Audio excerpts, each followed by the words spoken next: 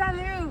For 50 days, Ryan, Trahan, and Haley are going to all 50 states in America, and I am joining in reading a book that takes place in each state that they go to. And today, they went to Arkansas. And last night, I was able to finish the Arkansas book, which was 330 some pages. Initially, I thought it was like 310 or 306. It was 330. So last night I read like 130 pages, almost straight, which I haven't done since the Arizona day, I don't think. But yeah, I read this in about 3 days for this challenge specifically, and I think we will talk about it more at another location. Guys, look. This dude has like Hawaii on the back of his car. Hi. It's like we're getting 2 states in one, but it's not Hawaii's Day. It's the new national holiday, Hawaii's Day. Hawaii's Day. New state unlocked. We got Arkansas. About this book. This is actually book 2 in a series.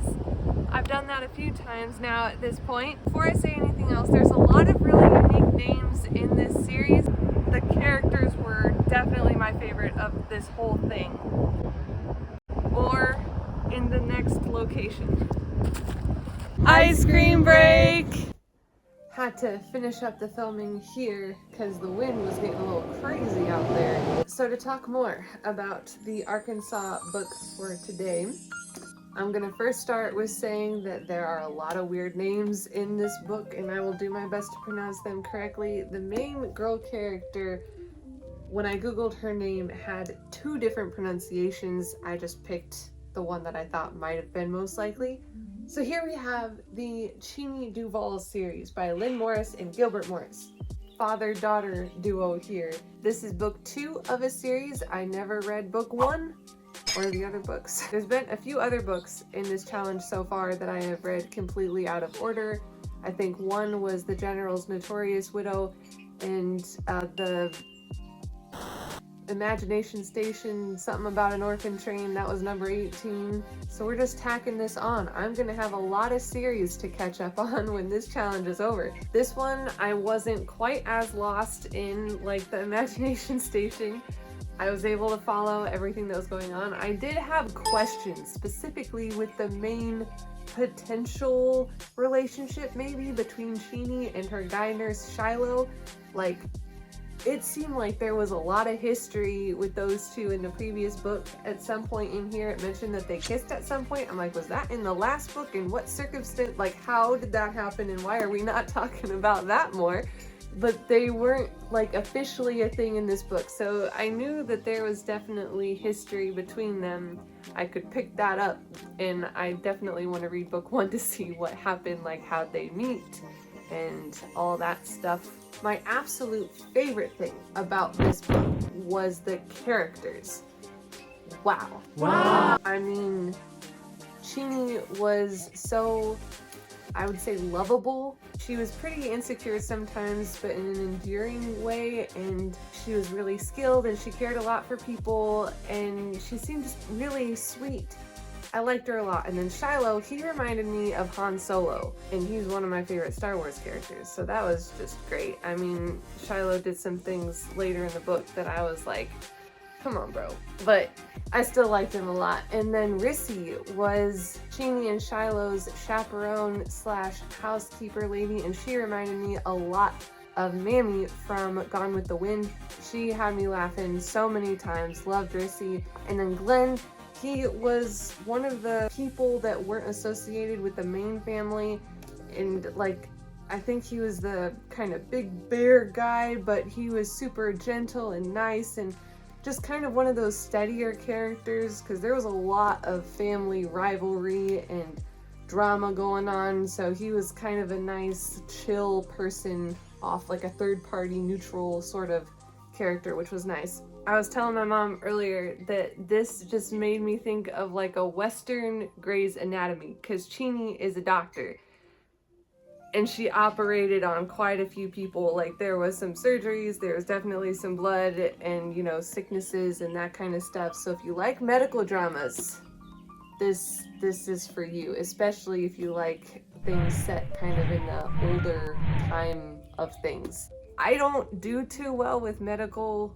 things, so I will admit I skimmed through some sections because the blood or the operations were just a bit much. Like there was one time when Sheenie was like, I'm gonna have to explain to you what the operation is gonna entail, like what I'm gonna do. I'm like, I don't need to hear it. Like it's okay. I trust you, Sheenie. Like you do your thing. Like I don't need to hear it. But I still really liked it. As I said, the characters are awesome. I will absolutely want to read books 1 and the rest. I think there's about 8 or 9 books in this series. I will say though, I wasn't super wild about the ending. I started to really like all of the Arkansas family dynamics and everything, and things just changed a lot at the end, not to give spoilers, and I was like, but, I mean, there were some amazing things that happened in the end that I was really, really happy about. Lots of happy endings, but then there was also this other sad ending that I was like, you didn't need to go there. So it was definitely a mixture of emotions, some happy, some not so happy, but I still want to read the rest of this series. The characters just took me. I can't say enough about the characters. As far as Arkansas is concerned, it actually reminded me quite a bit of the Blue Ridge Mountain series by Pepper Basham, how the families were and some of the dialogue and the atmosphere with the woods and the mountains. And I learned something, not from this edition specifically, but on Hoopla, I got to borrow like, I think the 10th anniversary edition or something of this book, and at the very start of that, there was an author's note from Lynn where she talked about various different things, and one of them being that she shared of an experience she had when she and her friend came across a snake once. It was a specific type of snake that could emit an odor, like a skunk. I didn't know that snakes could do that. I knew that they could hiss and rattle and go really fast for not having limbs, but I didn't know that they could stink like a skunk. Like there are skunk snakes out there apparently. Even though that wasn't technically in the book, there was a snake in the book. I don't remember it emitting odor like a skunk, but there was a snake in there, and because of this book, I learned something. So that was a fun fact about snakes in the Arkansas area. But we'll have to continue the series in like 39 days, 41, a lot more days. Reading strategy time. I'm not even gonna guess which state they're going to. We're talking the surrounding states at this point. We have Louisiana. I have a lot to talk about there. Excited for that state. Mississippi. I'm listening to that audiobook I mentioned in the last few days. I think I have about 4.5 hours left on it, so I could listen to it all in one day. Hoping to get more progress on that today. And then there's Tennessee. I'm actually not sure how much it's attached to Arkansas. My proportions here weren't exact, but it's near Arkansas, and I have Tennessee covered. So the danger state, so to speak, is definitely Mississippi, but I can finish listening to that in one day. So we're looking good. We're looking really good here. Looking at the books that I have tentatively planned for what's coming, I did start reading a Pennsylvania and North Dakota book today. 2 separate books, they don't happen both in the same book. They're quite different too. One's a young adult rom-com and the other one is, actually I'm not entirely sure yet, maybe a romance. It's another one that kind of takes place in the early 1900s, I believe. Oof, y'all. The North Dakota one. I cannot wait to talk about that one if it continues to be as good as chapter 1. But North Dakota is a bit of a ways away. And I think that is all for this video. Let me know in the comments if you're watching Ryan's series and which Airbnb is your favorite so far. Maybe vote in the comments if you liked the first silo or this missile bunker thingy. Which one you like better. They're so different. I like them for very different reasons. They both look so cool. Let me know what you're currently reading. I'd love to talk book stuff.